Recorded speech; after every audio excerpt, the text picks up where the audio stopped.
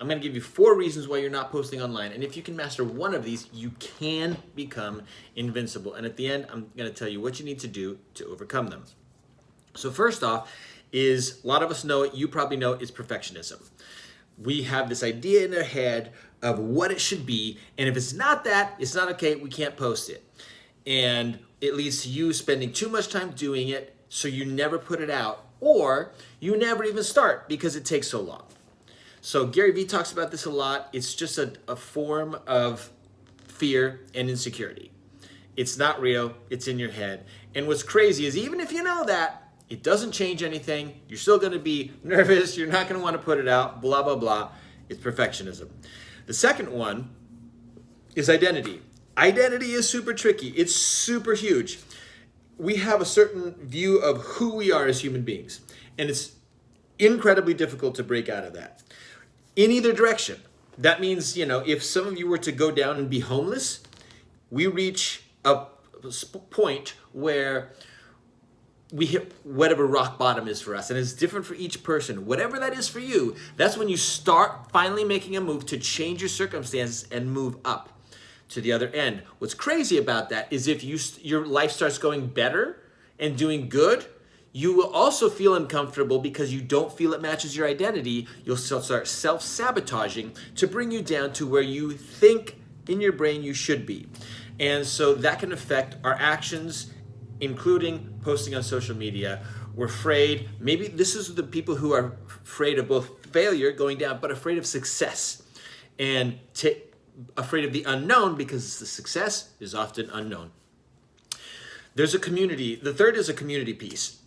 Community, when we were growing up, or not growing up, like humanity back in the day, we were hunter-gatherers. We needed community and be tight to survive. So fast forward, we have this baked into our brain over hundreds of thousands of years.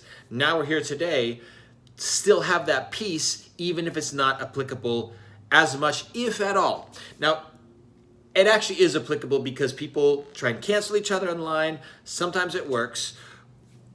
Even if people forget about it after 2 weeks, like they usually do, it still affects us and heightens our fear of posting online, because we don't want the tribe to reject us, because then we think that we're not gonna make it, we're gonna die. It's illogical in today's day and age, but we still have that, and that prevents us from posting. The fourth one is awareness. So maybe you've heard the saying that the dumbest people are often the loudest. If you haven't, you have now. A lot of times that's because those people don't know what they don't know, and their ignorance gives them confidence. This can be for better or worse. It's good when you wander into a new field, you don't know the rules that maybe other people think you can't do, and you, in your ignorance, break them and level up. That's a good way. Filmmakers, salespeople, I know people in my personal life who have done this. They didn't know they could do something, and they went and did something incredible out of their ignorance. It also means people will jump on social media and start shooting off their mouth, saying this and that, when they have absolutely no idea what they're talking about. And I mean, these people could be sick in the head, they could be seriously disturbed, whatever that means for you. But those are a lot of the people that we see online. They're too dumb to know that they probably shouldn't be sharing that, or too dumb to know that how wrong they are. Someone who is wise is someone who knows or has a better idea of how much they don't know. So if you're afraid to post online, one of the reasons would be, could you have a higher sense of awareness? You're more aware of yourself, the universe, where you fit in, and just how much you don't know. You have an idea of how ignorant you are, and that is a form of wisdom, and it causes you to tread a little more carefully.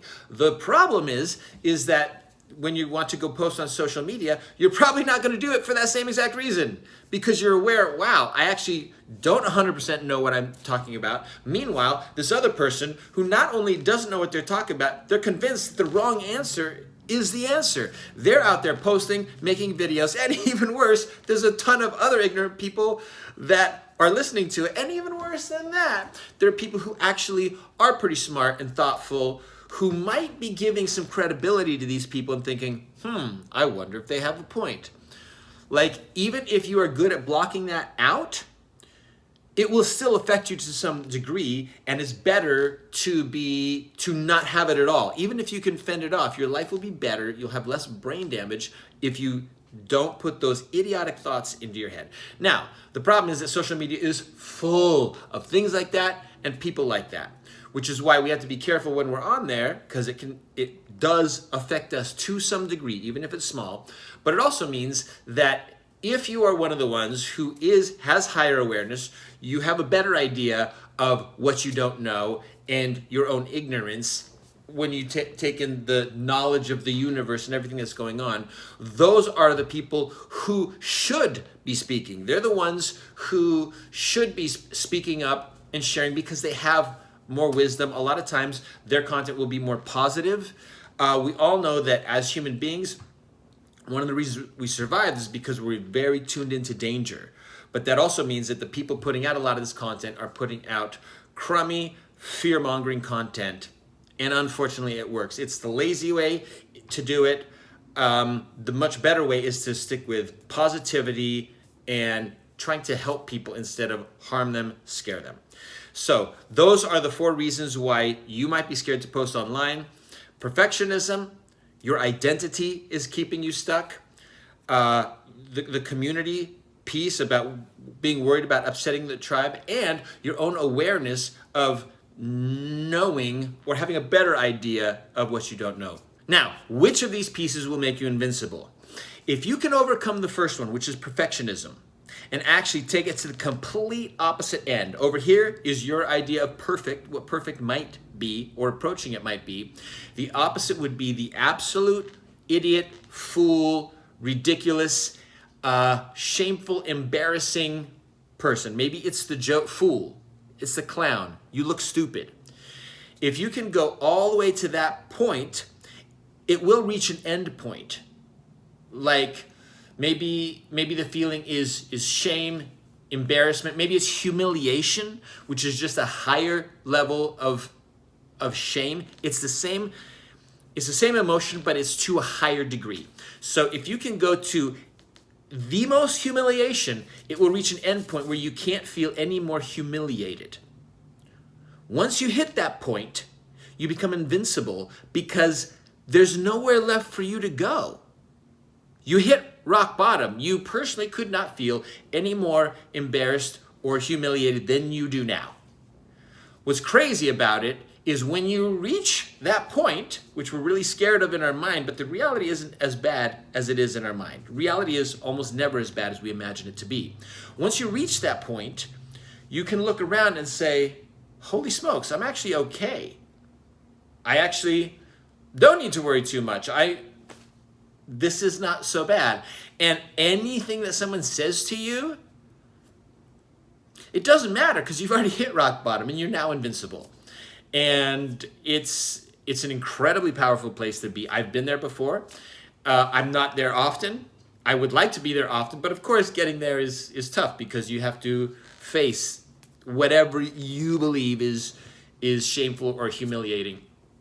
But once you reach that, you can become invincible. So how do you overcome this? How do you overcome your perfectionism, your own identity that you have in yourself, this tribal mentality that is baked into our DNA, and a heightened awareness that you might have? How do you overcome all those things to still go out there and start making content and start building a following? Well, a lot of us will start studying. How do you do it? What are the tricks? All that's totally valid. All that is great. Our hope is that that's going to take our fear away because now we understand we can do it.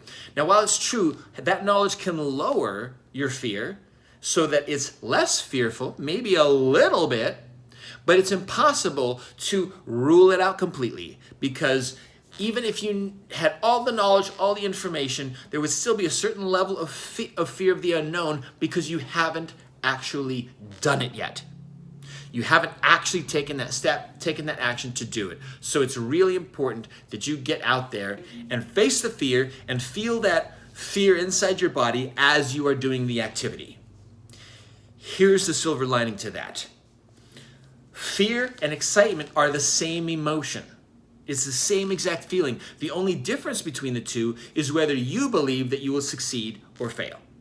If you believe that you will fail, you have fear. If you believe you might succeed, then you will have excitement. And so by doing the exposure therapy, you can start, if you do it, start doing it a few times. And I don't mean 3, 4, 5. It might be hundreds, it might be thousands to get over it. But it doesn't change because it takes what it takes. The great thing is that once you get over that hump, it starts getting fun and exciting. The other reason that it's important to face your fears is because on the other side of your greatest fears lie your greatest dreams. Think back to your life. Think of something, one of the things you are most proud of. I can guarantee you that part of the reason that you're most proud, it's also one of the most difficult things that you've had to do. Because that's how it works. The harder the thing we accomplish, the better we feel about ourselves and the prouder we are of ourselves. So if you're kind of lost in life and not sure what to do, you can literally just look at your fears and see, what is the thing that I am most scared of? Just go for that, and you will be moving in the direction of your greatest dreams. So if for you, if one of those dreams is building a business, a band, a theater project, whatever it is, and some of that requires social media, but you have a fear of that, then breaking through that fear is going to help you not just with your own self-esteem because you're overcoming something that's difficult for you, but in achieving the larger purpose. Because very few of us are doing social media just to do social media, just to share. Some of us are, but many of us are using it to help grow another project that is important to us, important to our heart, whether it's some sort of entertainment or business or anything of that sort. So, I hope that was helpful. The things, I'm going to do a quick review. The things that keep a lot of us back are our perfectionism, being stuck to our current identity, not willing to let go of that, being stuck in the tribal thinking that it was implanted in us over the last hundreds of thousands of years, and our own heightened sense of awareness. And really, to combat that, we really have to kill the previous identity that we had of ourselves. That version of ourselves has to die, and we have to be willing to go through, it's going to be all in our head, but go through the humiliation of what we're so scared to do. And by facing that and reaching rock bottom in our mind, you will sense that you can be invincible. So go out there, make some content, go as simple as you need to go, whatever it takes just to do something. It will immediately after, try it, see how you feel. Chances are you are going to be incredibly proud of yourself, and I'm going to be proud of you too. If you do that, put a link below. I would love to see it. And start facing fears, start facing these things, go make some content. Love you guys.